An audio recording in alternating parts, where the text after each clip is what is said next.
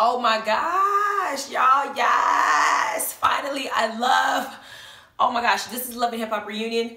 And I was concerned, y'all. I mean, the bullshit that we've been seeing this entire, was 19, 18 episodes of foolery, fuckery, and boringness. I was in a bit thinking to myself, what the hell? Is the reunion going to be just as bad? Am I going to be sitting up there being just as bored? And I wasn't even going to review this show. I was just going to watch it and see if there was even something that was worth talking about. But damn, yes, I'm so happy this reunion was enough for me to come here and talk shit, y'all. So let's get into it. This is Love and Hip Hop Reunion Season 6. This was episode 19. Now, this is reunion part 1 because it's going to be 2-part reunion. This is part 1. Now, I know my voice is a little bit shaky. I'm still recovering from bronchitis, but I'm still here to give y'all the tea because today we need to talk about this, okay? I'm not going to review Marriage Medicine because it was boring as a motherfucker for me. I just know that Jack is being a bitch for now. Maybe next week I'll review, but this one, let's just get into it. So, let me just say that Tierra Marie is looking more and more beautiful every reunion whenever I see her ass. I'm almost regretting the fact that Ray J let her ass go so he can deal with the fuckery that's going on with Princess right now. Princess is beautiful, yes, but I feel like I loved the Ray J and Tierra situation that happened. Princess grew on me over time, but I'm looking at her. I'm watching her growth. I'm watching the changes that she's made. I'm watching the choices that she's choosing to make now. I'm watching herself, her body, her music career, her less drinking. She is fine as a motherfucker, and I love that heifer. Number 2, Yo-Yo. Oh my God. Yo-Yo is a little older than some of the people on the cast. Clearly, she's the mother of grown adults who just had a baby. She's a grandmother. But Yo-Yo is bomb. Her titties was up. Her hair was did. Her makeup was on fleek.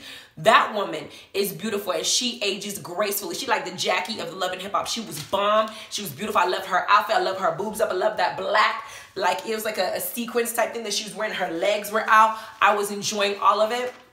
Now, this reunion had few people that we didn't know, that we haven't seen regularly, like Tia. I don't know what the fuck she was doing there, but she was on here. And we have a couple regulars here, like Booby was there, Lyrica, A1, of course, were there, Moniz, A1's mama Pam was there, Lyrica's mama Lyrica G was there, J Bug, Marcus Houston's fine self. I want them. Anyway, Lil Fizz and April's little trifling asses were there. Princess Ray J, of course I said Yo-Yo. Mr. Ray was there. Jason Lee's gonna be making a little bit of cameo there with his Hollywood Unlocked voice. Zell Swag and my Paris boo are there too. Mickey Monday's there. And Tierra Marie, of course. And then remotely, we got K. Michelle.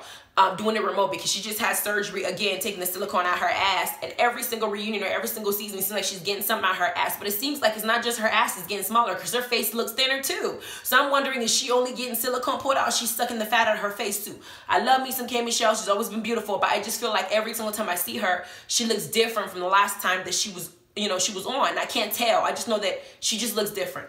Now we got somebody else named Kendall. In the background, separate stage, giving us the tea, doing little like personalized interviews. He was out there with Apple Watts, who's supposed to join us later on. Apple Watts fine stuff was also there wearing this Arabic type, like the outfit that Jasmine was wearing in Aladdin, but with the like something over her lip, red outfit. I thought she was beautiful too, wearing that outfit. Apple to me is gorgeous. She's a beautiful girl. If she can just get her shit together, she will be going to the top. She has a nice body. She has a nice personality. That songs that she makes, the sounds that she makes, I love her. And I love her energy that she brings every time that she speaks. So I love her. Now, we begin. The first 13 minutes was spent on A1 and Lyrica as their drama, right? They bring up the Summer Bunny situation because we know that beginning of this season, we had this bitch named Summer Bunny show up. She said that she knew that A1 was married when she fucked him and that she didn't feel like she owed anything to Lyrica. And Lyrica had to consider her point of view as a side chick. See, that pisses me off about people. If you're gonna fuck somebody that's married, why the hell do you think I need to go ahead and consider you have no point of view. You put yourself in the line of fire by screwing somebody that doesn't belong to you, will never belong to you. And if he does leave me for you, he's gonna do the same shit to you because you lose a man the same way you get him. And for you to sit up there and have this asinine conviction that I gotta consider your opinion and say that my husband is just his fault. Yes, my husband is primarily at fault, because he swore vows to me and he's not supposed to be sticking his penis in anything but me. So yes, I will hold him responsible, but don't your little thirsty ass, free ass, easy ass, wide leg spread ass, hoe ass, just thoughtless ass ways gum up in my face and tell me that I need to consider your feelings, but y'all need to consider shit. And if you sit in my face, tell me that you be fucking my man knowingly that he's married, you need your ass whooped. But they bring that up. And they talk about it, and they talk about the also plain situation that made Lyrica actually leave the house when Pam was flashing back the scene saying that men do things because of women, which I don't think that Pam should have said that shit, because you don't excuse your son's bad behavior when he's mistreating his wife and say it's the wife's fault. What happens if he starts beating her ass? You gonna go and tell him, well, he's beating your ass because as a woman, you're the one that's making men beat your ass? That's stupid. I think that if Pam is gonna say something to correct Lyrica's behavior, or say that maybe something Lyrica's doing, maybe A1's reacting to it, you don't want to do it in front of A1. You want to do it when A1 is not around. When A1 is around, say, A1, you fucked up, you did something wrong, you are not being the good husband that I try to raise you to be, you're being a horrible individual. I get that you may be mad at your wife, but cheating on her is not the way to go. Then when he's not around, go to Lyrica and say, listen, I already scolded my son.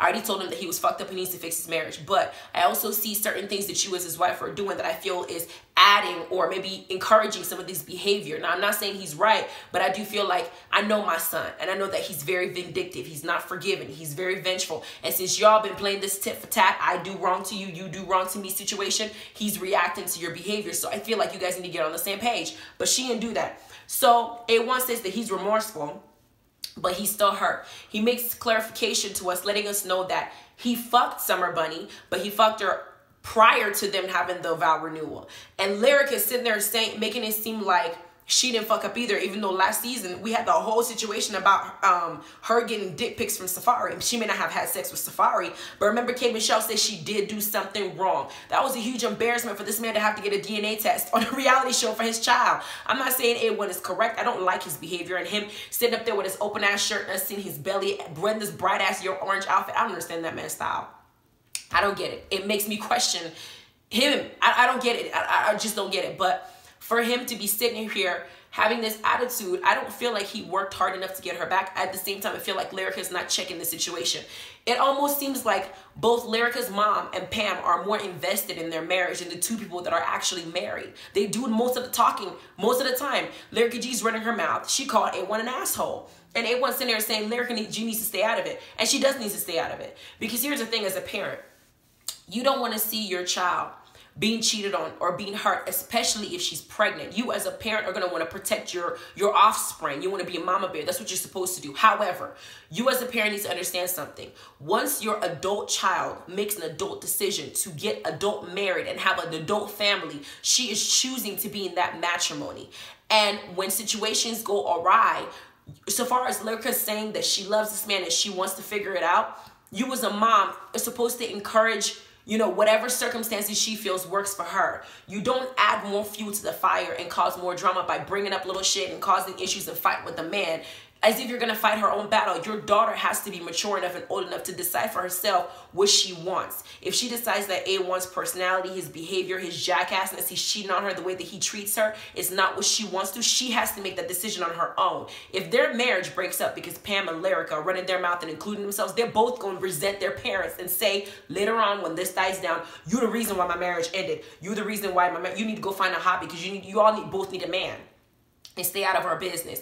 But they spend time arguing. Lyrica and A1 get into it. Lyrica G gets off the stage. Pam goes off yelling, saying that she's jealous. Lyrica doesn't want to admit the fact that Lyrica G is wrong. Instead, she's throwing the blame off, saying, well, your mom does it too. That is a horrible method of communication in a relationship. When you're not able to accept responsibility for your own wrongdoings, they're both doing it. Oh, well, what about you? What about what you did? It's stupid. Either going to forgive and move on, or if you're incapable of forgiving, and the relationship, don't sit here going back and forth and embarrassing yourself when there's a child in the mix to talk about. You look stupid. They also talked about Ray J and Princess in the mix. Lyrica said that Ray J and Princess's relationship gives her hope that her marriage may be able to work out. And Ray J says, I'm trying to support my friend because I'm A1's friend. Then, what's her name? The host, I keep forgetting her name. I think it's Nina, decides to flash back on one of the scenes showing Ray J saying that he's supporting his friend by saying that A1 really is a cheater. And yes, he is. He cheated. That's the definition of a cheater. And A1 said that he didn't appreciate Ray J saying that. Well, if you don't appreciate Ray J saying that, then your ass should be cheating in the first place. He didn't say anything that was incorrect. Then they bring up the Mr. Ray thing. Because you know Mr. Ray made a comment saying that they don't even sure if A1 is Ocean's father, even after the DNA test had occurred. He said it a while ago, and he was saying it in response to things he heard, and A1 had put his hands on him by slapping him, and Mr. Ray got him back by throwing water at him. They brought this up, and they're having this conversation, and they make it clear that Mr. Ray makes it clear that he was basing his assumptions based on what he heard. You got Zell Swag saying that when he brought it up, he didn't think that was going to happen. I'm looking at him like, Zell, what the fuck you think is going to happen if you come to a grown man who's been embarrassed the whole last season with Safari and the whole situation about his wife? He had to get a DNA test to clear his name, make himself not look like a cuckold. That's a term, a cuckold on TV. You now bring it up next season when they're trying to put that shit behind him. Of course he's going to react. Granted, he should react to every single person who talks shit, but of course he's going to react. This entire marriage is ratchet as fuck. It was just a mess. It's hard to watch them interacting in this way. And for me, I don't feel like right now at this place that they're in, putting the blame on this one and putting the blame on this one and the mother's being involved and when you said it, to me, I don't see it working out. I see it being a fucking fucked up situation like it is right now. The next scene they bring up is Ray J and Princess and them trying to get baby number 2. They discuss Ray J saying that he got a big belly and he was pissed off that the only thing he didn't like about the whole dungeon situation and him getting spanked by his wifey who wants to get knocked up is that his belly was showing. And J Boog's business-minded self says, let's get big belly t-shirts and make money out of it. I'm thinking to myself, well, damn, I know several people with big bellies. I would damn sure buy that t-shirt and give it to them because I just love Ray J and J Boog's energy in its entirety. Because every time J Boog speaks, I enjoy it. Plus, he's sexy as hell. Every time Ray J speaks, it's entertaining. I don't feel like it's cruel, you know, in the way that it comes out. Even though he's going through it with his wife right now, Princess him, or I guess on the verge of divorce, I still enjoy watching him. So, of course, then they bring up the whole Bugatti situation, which I thought was full of shit. Because they had a whole ass episode for this damn dog saying that Ray J took Bugatti to his mama's house. And Bugatti ran out the house. And they had to offer up $20,000 for somebody to find the dog. And you got Sel and Paris out running around trying to get that $20,000. Well, it turns out that there is somebody who found the dog, supposedly or allegedly. And he wanted Princess to come to his house personally and get the dog. The police officer says, no, y'all meet at the station. She wore her spy glasses, covered herself up, went to the police station only to find out that they're investigating the situation because the manner in which the dog was taken and found is suspect. It may seem like this guy had deliberately went and took the dog, but I don't know. According to the cops, they refused to give the man $20,000 until the investigation is complete. But they brought Bugatti in the show and said that Bugatti is now the official Love and Hip Hop mascot. He's cute as a motherfucker, and I guess he's a mascot for the show, and so it is.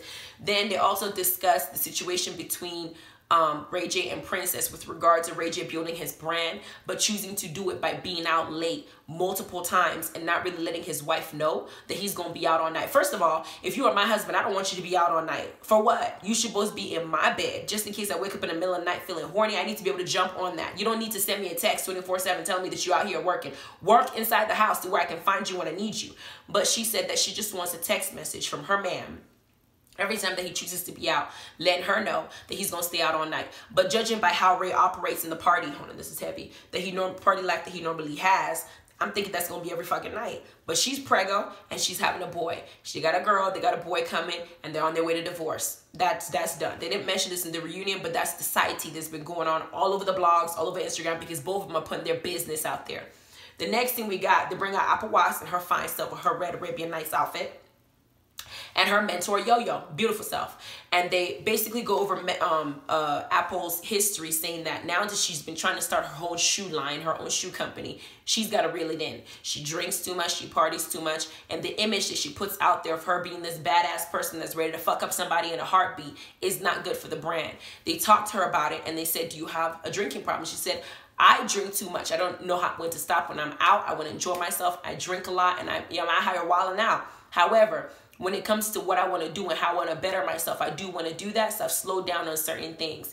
Here's the thing with Apple. My concern is Apple is going to be her own worst enemy, because Apple really has the opportunity, working with Yo-Yo, to really get something out of life that's good if she just stopped being so stubborn and puts things aside. Now, I'm happy that Sierra Marie jumped into this situation and said, you know what? I had a final moment where I felt like my life was in danger if I didn't stop drinking, or if I didn't slow down, or if I didn't change my lifestyle. And that was my breaking point. And so here I am. Now I made that decision to quit. I'm doing well in life. Apple needs to go in and get on that swag. They didn't mention Apple's kids and how she feels about love. Now, we all know Apple's history, being in foster care, being molested, being raped, being on the street, prostituting herself, doing things that you have to do just to feed your ass, and having children and trying to survive. And Apple says that her children are very well understanding about what she had to go through, because it touched my heart wishing that these kids were out sleeping on benches and couches with her, seeing how hard she struggled to survive. And I'm thinking to myself, well, damn, I understand why Apple acts the way that she acts. You cannot go through this foster care system in this country. Is probably one of the worst systems in the world, because sometimes they just want to throw you into a house, put you somewhere for the sake of saying, oh, you're not on the street. You find out later that that individual was being molested, or was being trafficked, or was being abused, or was being starved. There are a lot of families that take in these kids just so they can get the monthly checks that come with it, and they don't even use it on the damn kids. And once the kids turn 18, they put them out on the street. No education, no guidance whatsoever as far as what you're supposed to do is be a foster parent. You're supposed to guide that child. They don't do nothing for these kids. And sometimes when you have people like Apple, who's been in this type of environment, she had it worse, and she felt every brunt of it. So to now come out here and try to be a parent and try to instill values and try to get her life together when she's had a rough life, sometimes you want to drink, because it makes you forget shit and just enjoy yourself and just forget all the stuff that you had to do to get to where you're at, all the hard work you had to put in, all the things you've gone through. Drinking helps you really calm down and release. And sometimes that was her outlet. I just hope and pray, as beautiful as she is, because she's very beautiful, and I think her spirit is beautiful, unfortunate as her past is, I really hope that she's able to get it together, because I think that she needs to get her future together. And now that she's on this TV reality show, it pays. She can really build something from it. Now, let's get to the bump, because we know Lil Fizz and April have been bumping and grinding and, getting it, because they don't see nothing wrong with this bump and grind that they're doing, trifling asses. So, they come up.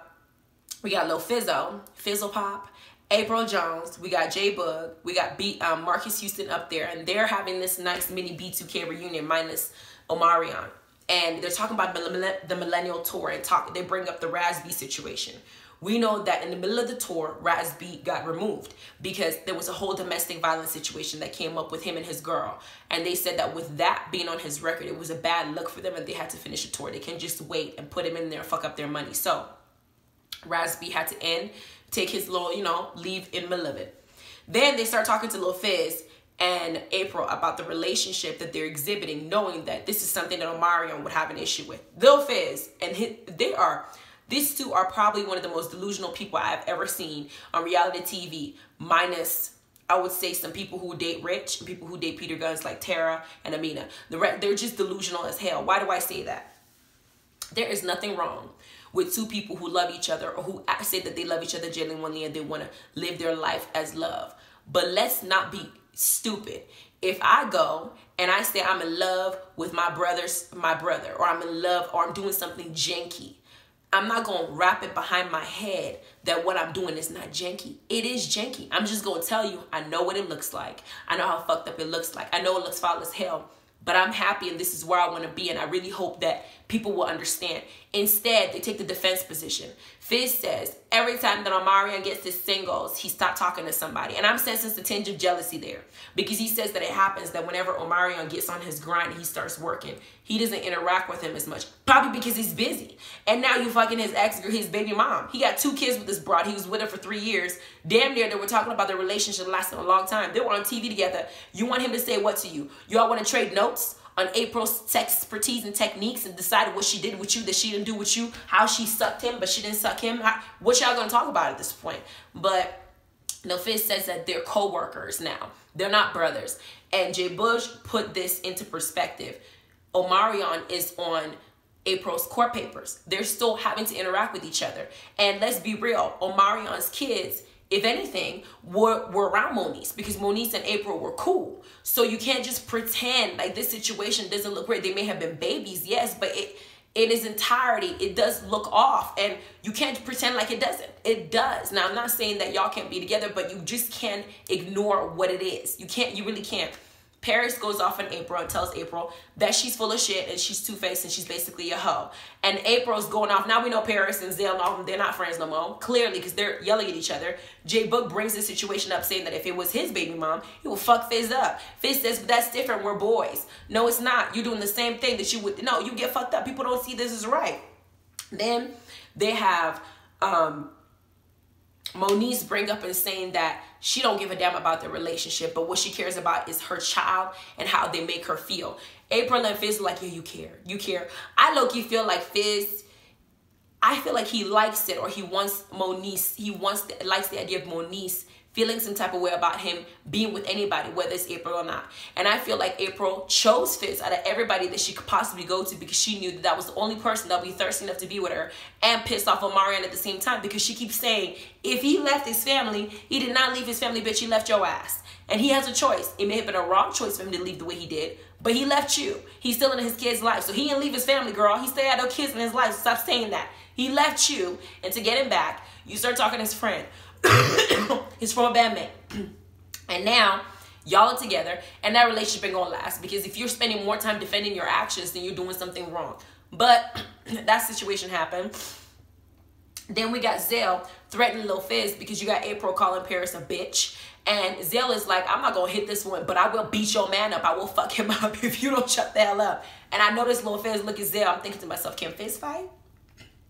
I know Zale will beat the hell out of somebody. He already socked Mr. Ray last season. I know he'll get it. He'll get down. But that situation was just crazy. Now, what stunned me is when J Boog was talking, April decides to say that she has a lot of information to air, because she's not the only one who's dating people in the family. Apparently, J Boog, who we have heard rumors, screwed Omarion's mama. Whether it's true or not, I don't know. But she made a statement saying that there were other people dating within the family outside of what she's doing. So basically, what she's doing is repetitive of what's already occurring. So she doesn't understand why people are making a big deal about what she's choosing to do. I guess she's following the family. They're all fucking each other. So J Boog says, you want me to go ahead and say it out loud? That way I can take, get your fire out, since you feel like that's the bullet that you have to hit me. I can say it myself and take your bullet, so we can go ahead and get back to your situation. Don't deflect type situation. Don't deflect the conversation and try to put it off on me and put my business out there. Let me say it for you. And I'm sitting there thinking to myself, say it, Boog. Say it. Let us know if you fucked up Marion's mama. I want to know, because we ain't heard shit from you since that rumor came out. I want to know. Who said it? Where did it come from? Was it really his mama, or was it somebody else? Maybe it was his sister.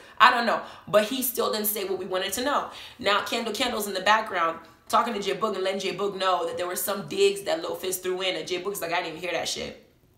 But anyway, this entire situation ends up this way, with them arguing, with Moniece walking off the stage, not wanting to deal with April and Fizz and their bullshit assness, and acting like her being concerned the fact that you can fuck somebody and not tell me that this heifer is around my child, have her bring the homework to my house, smiling in my face, the girl that I used to complain about y'all are now fucking, you want to step there and act like I'm crazy, feeling the type of way I feel. It's like, I want your ass. You're disrespectful as hell. But you need to be honest with the dynamic. Anyway, that's how this reunion ended. Everybody's going to get after April and Fizz, and they're defending themselves. They did show tidbits of next week's reunion. Moniece said that she didn't gone to jail before from basically trying to almost killing somebody, and she was about to finally put her ass on April, because April talked too damn much, and I'll be waiting for somebody to whoop her ass. So it looks like Moniece is about 2 seconds waiting to get there. Her skinny ass is gonna go there. She gonna give her the business. Then we got Zale and Paris. I don't know if they were cussing out Yo-Yo or they were cussing out April, but they were saying something. We got Jason Lee pointing at somebody saying he used to like her, but she's fake as fuck. I'm assuming he was talking to April. I know they're going to talk to Marcus Houston and figure out what's going on with him. They're also going to talk to Barney B and, bring that up on Barney B. She said that she was friends with Lyrica, but Lyrica wasn't friends with her. And I'm thinking to myself, what is the backstory for real between them? Because I don't know. I feel like Brittany B is doing everything she can to get Lyrica's attention, and I don't think that she's getting it. Then we're going to talk to K. Michelle and figure out what was happening with whole surrogacy situation and what she wanted to do with having a baby. But I'm thinking to myself, finally, Love and Hip Hop gives me something, Hollywood gives me something that's worth a damn. Because the past few episodes they've been having me and torturing me and having me watch has been a hot ass mess and a complete disgrace. I felt like I was wasting minutes of my life I'll never get back. So finally they gave me something worth talking about. It was the shit, and I'm glad I talked about it. Now, they did show us tidbits of Love and Hip Hop Miami. I don't know if Miami and New York are going to do it at the same time, but we do know that for New York, Chrissy's going to be coming back. We got Kimbella being kicked out of her mansion, by the way. We got Yandy, possibly her boo will be coming out soon. We got Joe Budden coming back with Tahiri, and we got Erica Mena, and we got Safari. We got Rich Dollar still talking about Mena. You know he missed that girl's puss. Then we got Erica Mena pregnant but trying to hook up Tahiri and Joe. We got Sin pissed off because her ex is trying to hook her ex up with his former ex. It's gonna be a mess, and I can't wait for it. I'm so happy that we don't have to watch the whole Amina and Peter Guns and Tara situation that's been a hot ass mess that's making these two beautiful ass female look like dumb as fuck on TV. And I think Juju's also going to be coming back. I'm not sure, but I'm actually prepared to see what's going to happen. I think it's going to be going to start the next week, not next week, the week after, because Reunion Part 2 is going to have to do. And they're going to show us tidbits about Love and Hip Hop Miami. So they might actually be doing both at the same time. And then once it's done, we got Atlanta, which I hear that Jocelyn Hernandez may be coming back to spice up the show, and I can't wait. So guys, please don't forget to like, subscribe, ring the notification bell so I can give you the tea. Don't forget to follow me on Instagram, YouTube_GRA_channel. I know my voice is down, but I am still here giving it to you anyway. So you guys have a good night. Love y'all. Bye.